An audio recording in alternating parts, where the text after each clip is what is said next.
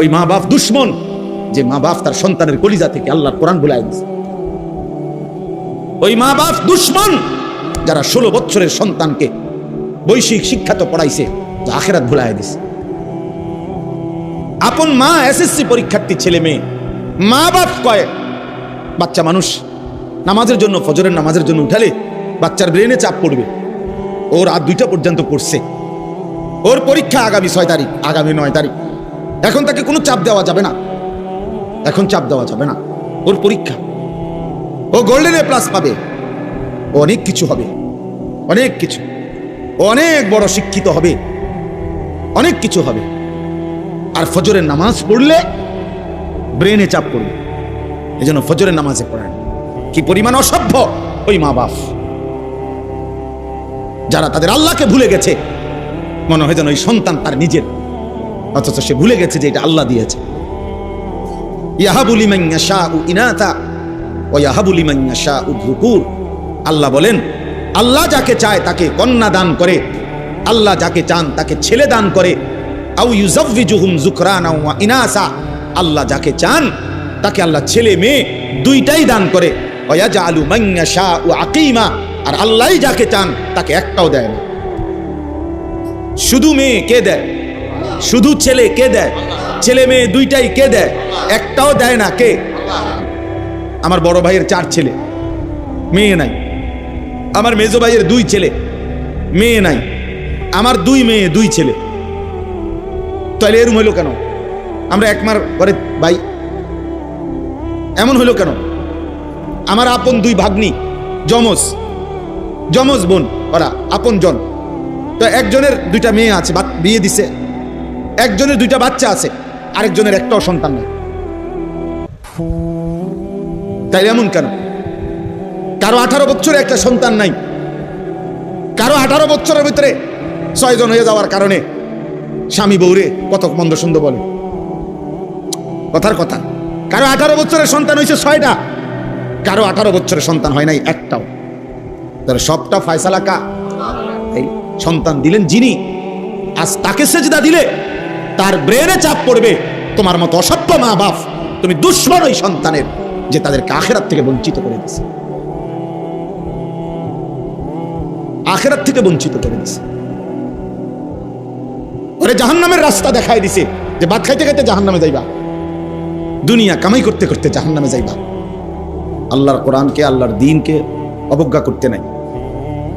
এক তো আমি শুনলাম না, আমি ছিলাম না, খালাস, কোনো অসুবিধা নেই। এখানে সবাই আসতে হবে মহল্লার, বাধ্যতামূলক এমন কোনো বিষয় না। এটা ফরজে আইন না যে সবাইকে বাধ্যতামূলক। এখনকার ওয়াজে যদি না বসে কবিরা গুনাহ হবে এমন কিছু না, সওয়াব হবে, আসলে শুনলে নিজের উপকার হবে। কিন্তু আল্লাহর কোরআনকে অবজ্ঞা করা, অবহেলা করা, এটা অনেক বড় অপরাধ। এজন্য এটা খুব জরুরি। আমাদের এই শুক্রবারে যে জুমার নামাজের বয়ান হয়, ইমাম সাহেব আমাদের ছেলেপেলেগুলো যদি একটু মনোযোগ দিয়ে শুনতো, তাহলে শুধু জুমার বয়ান দ্বারাই তাদের জিন্দেগি পরিবর্তন হতো। কিন্তু ছেলেপেলেদের মাথায় অবস্থা হলো এই যে শয়তান ইবলিস ওদের মাথার মধ্যে এটা ঢুকায় রাখছে, ইমাম সাহেবের এসব কথা তোমার কোনো প্রয়োজনীয় বিষয় না। এগুলো ওনাদের এগুলো বলতে হয়, এই জন্য বলে, এটা ওনার চাকরি। শুক্রবার দিন কিছু কথা উনি বলতে হয়। কিন্তু বাস্তবিক অর্থে যদি বুঝতো কেউ যে না, এর মধ্যে আমার হেদায়েত আছে, আল্লাহর কথার মধ্যে আমার জীবনের জন্য দিক নির্দেশনা আছে, তাহলে বাস্তবিক অর্থেই তার জিন্দেগি বদলাইত।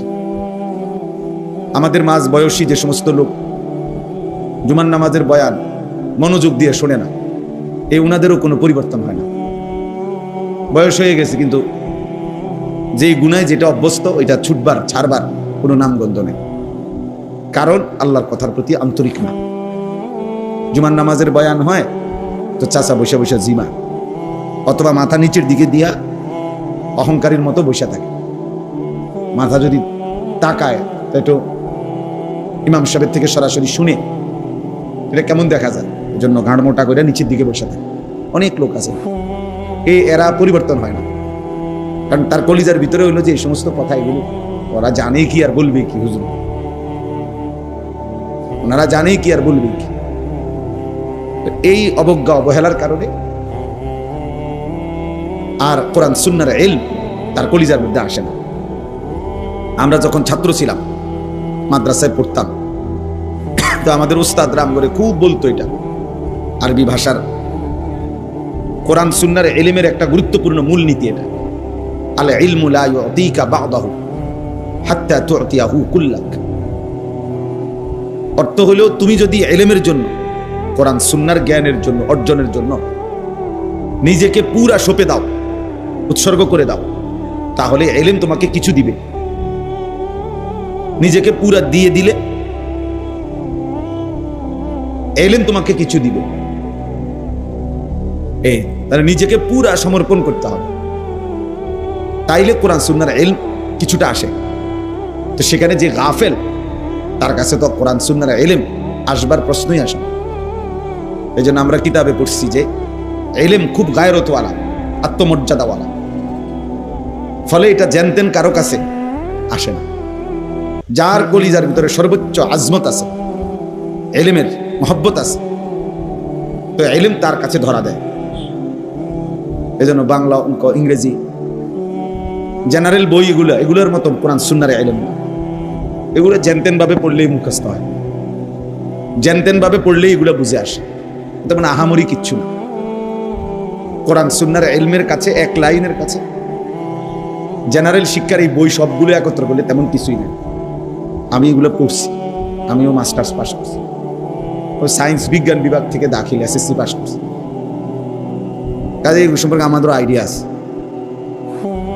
এই জন্য বললাম, এ তেমন কোনো উল্লেখযোগ্য কিচ্ছু না। কোরআন এবং সুন্নাহর ইলম এটাই উচ্চ শিক্ষা, এটাই শ্রেষ্ঠতম ইলম, শ্রেষ্ঠতম জ্ঞান। এই জন্য এটা জানতেন কেউ অর্জন করতে পারে না। শতভাগ মহব্বত, শতভাগ আন্তরিকতা, শতভাগ একাগ্রতা, মনোযোগ হলে কিছুটা হয়, কিছুটা হয়, সামান্য অর্জন হয়। এই জন্য আমরা, আমাদের কাছে আরবি কিতাব আছে। পূর্ববর্তী জামানায় ইলম অর্জনের জন্য আমাদের পূর্ববর্তী উলামায়ে কেরাম, মুহাদ্দিসিন, পূর্ববর্তী মনীষীগণ কি পরিমাণ ত্যাগ স্বীকার করছেন, এর ইতিহাস অনেক লম্বা। মনে করেন আজকে যেই বুখারী শরীফ, কোরআনুল কারীমের পরে শ্রেষ্ঠতম কিতাবের নাম বুখারী শরীফ, হাদিসের কিতাব। ইমাম বুখারী রাহমাতুল্লাহ আলাইহি লিখছেন, ওনার জীবনীতে আছে, উনি বলেন, ক্ষুধার কষ্টে ইলম অর্জনের জন্য আমি এত লম্বা পথ সফর করছি, এত দূর দূরান্তে গেছি যে বহু সময় ক্ষুধার কষ্টে আমাকে ঘাস চাবাইয়া খাইতে হয়েছে। একবার স্পষ্ট কিতাবে আছে, বহু সময় আমি ঘাস চাবাইয়া খাইছি, কোনো খাবারের ব্যবস্থা ছিল না। হযরত আবু হুরায়রা রাদিয়াল্লাহু তাআলা আনহু, সাহাবীদের মধ্যে সবচেয়ে বেশি হাদিস বর্ণনাকারী, উনি বলেন, এই বিপুল পরিমাণ হাদিস নবীজির থেকে সংগ্রহ করতে গিয়ে কখনো কখনো ক্ষুধার কষ্টে আমি কোথাও বাহিরে গিয়া যে খাবার সংগ্রহ করব, এটুকু মানসিকতা আমার ছিল না। কারণ যদি আমার একটা রাসূলের একটা কথা ছুটে যায়, একটা বাণী যদি ছুটে যায়, তো এই জন্য উনি বলেন যে আমি কখনো কখনো মসজিদে নববীর বারান্দায় উপর হইয়া লম্বা হইয়া শুয়ে কাঁপতে থাকতাম। আর আমার সঙ্গী সাথীরা বলতো, আবু হুরায়রার মনে মৃগী রোগ, খিঁচুনি রোগ। এই জন্য সবাই আমারে ঘাড়ে পিঠে হাত বুলাইতো আর বলতো আমার মৃগী রোগ আছে, খিঁচুনি রোগ আছে। কিতাবে আমরা নিজে পড়ছি, হযরত আবু হুরায়রা রাদিয়াল্লাহু তাআলা আনহু বলতেন, এই অবস্থায় ওয়াল্লাহি মা বি ইল্লাল জু', সাহাবীদেরকে, অন্যান্যদেরকে বলতেন, আল্লাহর কসম বন্ধুরা, আমার খিঁচুনি রোগ না, মৃগী রোগ না, আমি এমন কাঁপতেছি আল জু', ক্ষুধার কষ্ট, পেটের ভোকে। কিন্তু এরপরেও রাসূলুল্লাহ সাল্লাল্লাহু আলাইহি ওয়াসাল্লামের দরবার থেকে যায় না। বিনিময়ে আজকে তিনি সবচেয়ে বেশি হাদিস বর্ণনা করেন। তো এটা চারটিখানি বিষয় না। এই জন্য সবার জন্য, আপনাদের জন্য বলি, আল্লাহর কথা সর্বোচ্চ আন্তরিকতা নিয়ে শুনতে হয়, তাহলে কিছু অর্জন হয়। ইলমবিহীন আমল ভুলে ভরা। হাসরের ময়দানে গিয়ে দেখবেন কোনোটার কান নাই, কোনোটার হাত নাই, কোনোটার পাও নাই, কোড়ি ভাঙ্গা, ঠ্যাং ভাঙ্গা, মাথা ভাঙ্গা। তার মানে আমল তো করছেন, আপনি তো মনে করছেন আপনি 5 ওয়াক্ত নামাজ পড়ছেন, কিন্তু কোনোটার রুকু হয় নাই, কোনোটার সেজদা হয় নাই, কোনোটার ওযু ঠিক মতো হয় নাই, ফলে যথাযথ নেকি অর্জন হয় নাই, অর্জন হয় নাই। এই জন্য ইলম জরুরি, ইলম জরুরি। আল্লাহ পাক রব্বুল আলামিন সর্বপ্রথম ইলমের কথা বলছেন, ফা'লাম আন্নাহু লা ইলাহা ইল্লা হু। এই কথার ইলম অর্জন করো যে আল্লাহ ছাড়া আর কোনো ইলাহ নাই। তার মানে কালেমায়ে তাওহীদের জন্য, ঈমানের জন্য ইলম জরুরি, ইবাদতের জন্য ইলম জরুরি। আমি কি বিষয়ের ঈমান অর্জন করব আর আমার ঈমান কি বিষয়ে ক্ষতিগ্রস্ত হবে, এটার জন্য আমার ইলম লাগবে। আবার আমি কি আমল করব, কি আমল ছাড়ব, এটার জন্য আমার কি লাগবে, ইলম লাগবে, ইলম লাগবে। এজন্য আমার শায়েখ আল্লামা মুফতি মুশতাকুন নবী কাসিমি হুজুর বলে যে 4টা জিনিস খুব জরুরি। 1 নাম্বার হলো ইলম, 2 নাম্বার হলো ঈমান, 4 নাম্বার হলো আমল, 5 নাম্বার হলো তাকওয়া। 1 নাম্বার হলো ঈমান, লা ইলাহা ইল্লাল্লাহ মুহাম্মাদুর রাসূলুল্লাহ। এটা পূর্ণ বুঝে নেওয়া, শিখে নেওয়া, জেনে নেওয়া। এই শুধু লাইন এটা পড়তে পারার নাম যথেষ্ট না। তো প্রথম হলো ইলম, মানে আমার কি বিষয়ের উপরে ঈমান আনতে হবে, আমাকে কি কি আমল করতে হবে, এটা পূর্ণ জানা। এরপরে হলো ঈমান, এরপরে হলো আমল, আমার উপরে আল্লাহর হুকুম কি কি, নিষেধ কি কি।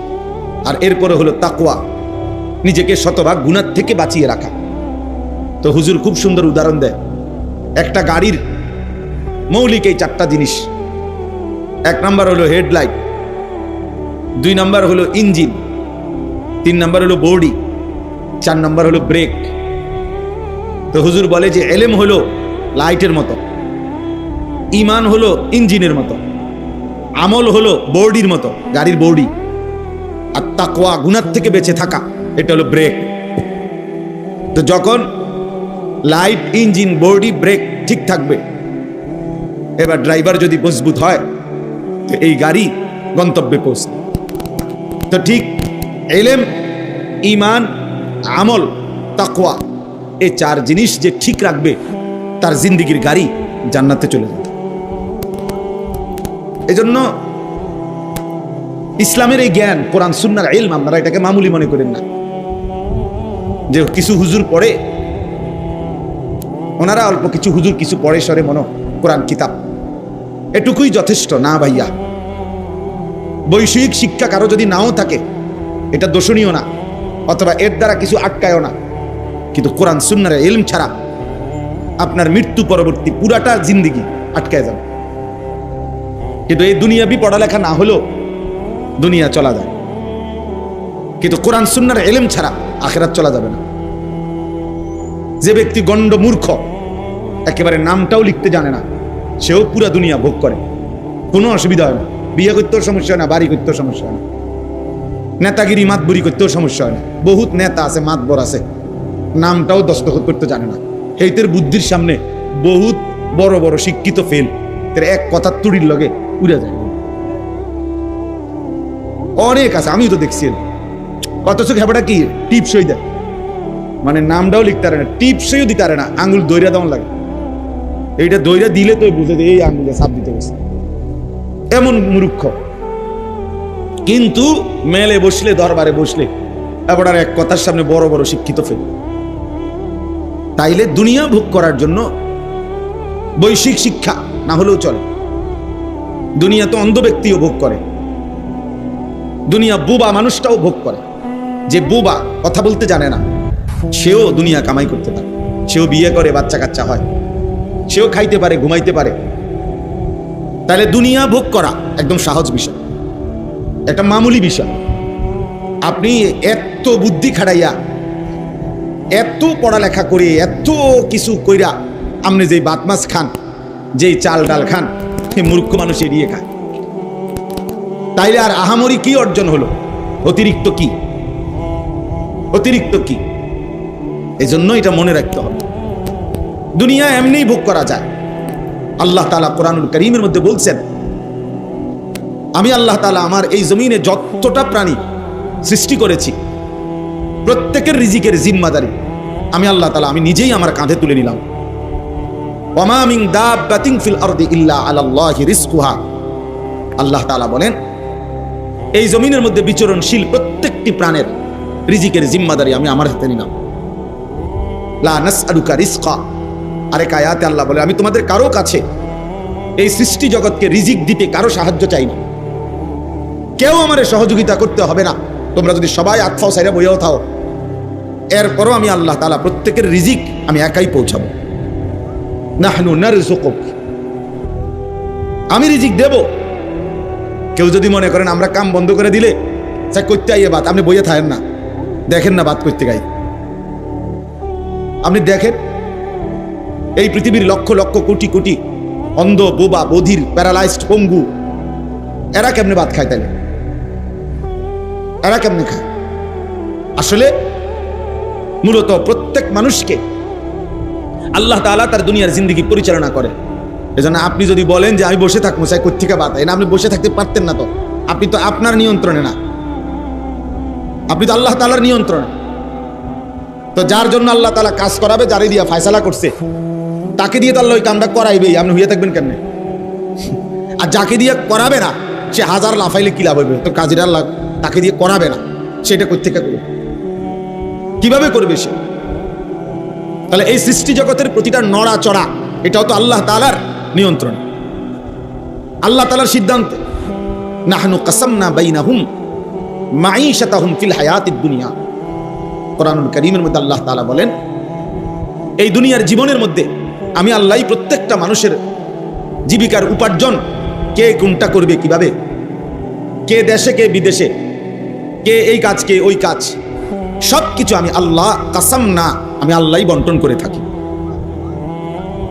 বন্টন করে, এটা আমি বন্টন করি।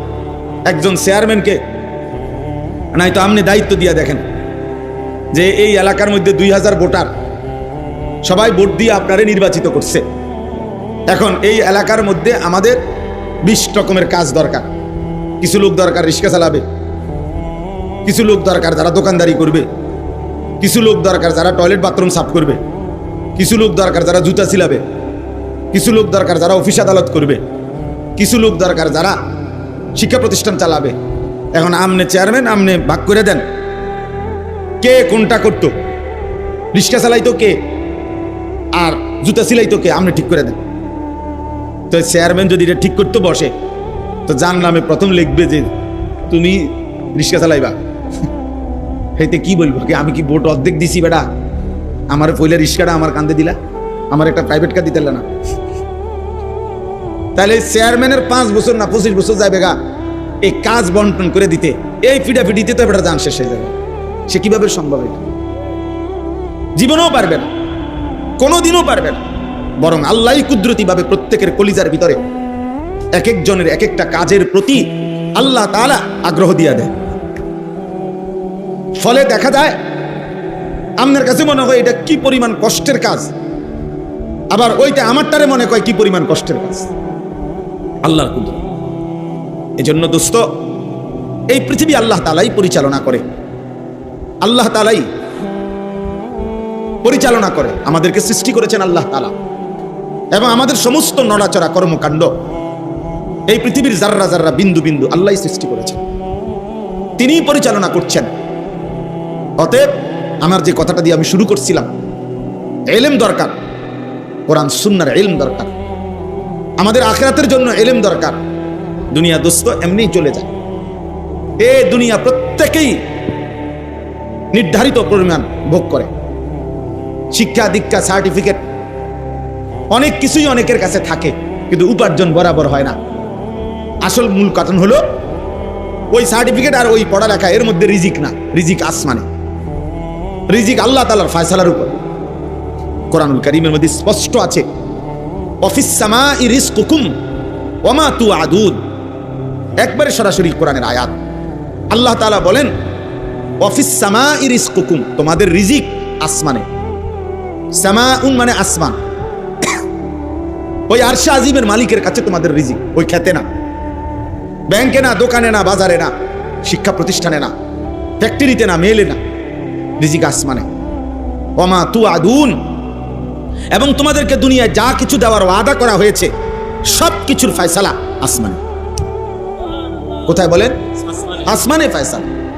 অফিস সামা। ঈমান বহুত জরুরি ভাইয়া। আজকে আমাদের সন্তান এই যে কলেজ ইউনিভার্সিটির অসংখ্য ছেলে, ব্যক্তিগতভাবে আমার সাথে যাদের সম্পর্ক আছে, আমার জিন্দিগির সবচেয়ে বেশি ফিকির নওজওয়ানদের সাথে।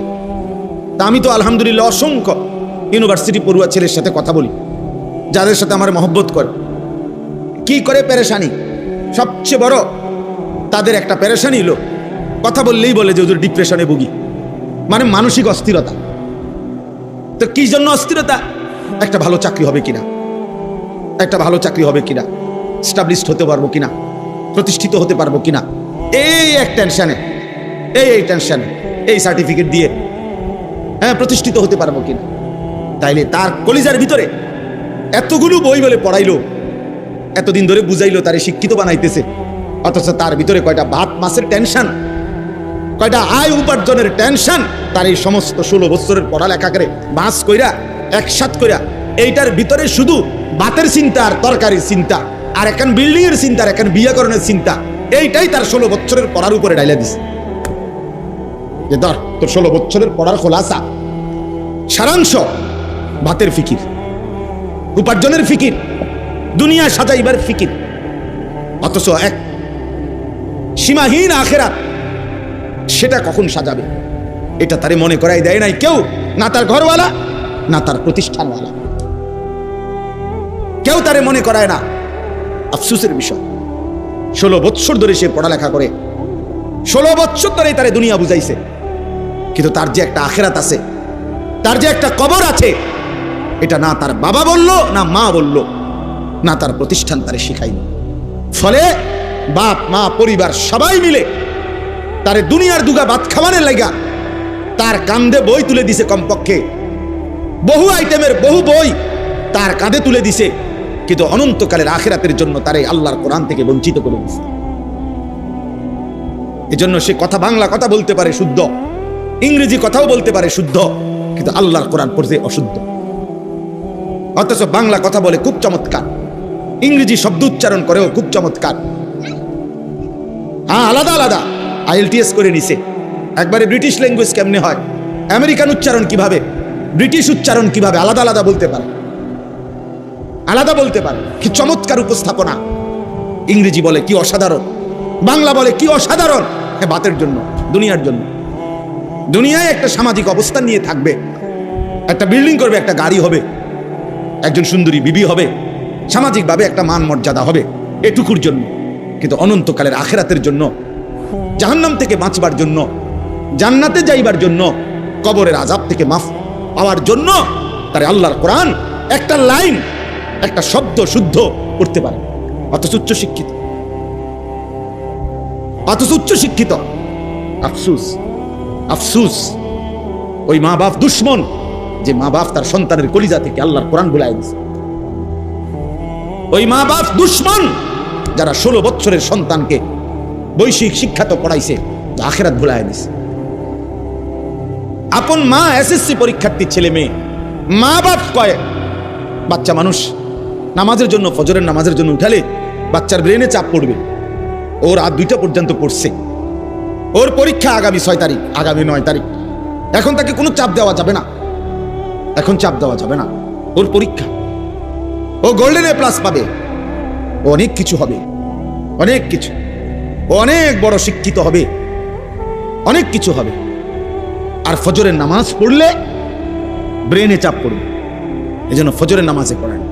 কি পরিমাণ অসভ্য ওই মা বাপ, যারা তাদের আল্লাহকে ভুলে গেছে, মনে হয় যেন ওই সন্তান তার নিজের, অথচ সে ভুলে গেছে যে এটা আল্লাহ দিয়েছে। ইয়াহাবু লিমান ইয়াশাউ ইনাতা ওয়া ইয়াহাবু লিমান ইয়াশাউ যুকুর। আল্লাহ বলেন, আল্লাহ যাকে চায় তাকে কন্যা দান করে, আল্লাহ যাকে চান তাকে ছেলে দান করে। আও ইউযাওয়িজুহুম যুকরানা ওয়া ইনাসা, আল্লাহ যাকে চান তাকে আল্লাহ ছেলে মেয়ে দুইটাই দান করে। ওয়া ইয়াজআলু মান ইয়াশাউ আকীমা, আর আল্লাহই যাকে চান তাকে একটাও দেয় না। শুধু মেয়ে কে দেয়? শুধু ছেলে কে দেয়? ছেলে মেয়ে দুইটাই কে দেয়? একটাও দেয় না কে? আমার বড় ভাইয়ের 4 ছেলে, মেয়ে নাই। আমার মেজো ভাইয়ের 2 ছেলে, মেয়ে নাই। আমার 2 মেয়ে 2 ছেলে। তাহলে এরম হইল কেন? আমরা একমার ঘরে ভাই, এমন হইল কেন? আমার আপন 2 ভাগ্নি, যমজ বোন, ওরা আপন জন। তো একজনের 2টা মেয়ে আছে, বিয়ে দিছে। একজনের 2টা বাচ্চা আছে, আরেকজনের একটাও সন্তান নেই। তাই এমন কেন? কারো 18 বছরে একটা সন্তান নাই, কারো 18 বছরের ভিতরে 6 জন হয়ে যাওয়ার কারণে স্বামী বউরে কত মন্দ সুন্দর বলে। কথার কথা, কারো 18 বছরের সন্তান হয়েছে 6টা, কারো 18 বছরের সন্তান হয় নাই একটাও। তার সবটা ফয়সালা কা? সন্তান দিলেন যিনি। আজ তাকে সেজদা দিলে তার ব্রেনে চাপ পড়বে, তোমার মতো অসভ্য মা বাপ, তুমি দুশ্মন ওই সন্তানের, যে তাদেরকে আখিরাত থেকে বঞ্চিত করে দিয়েছে।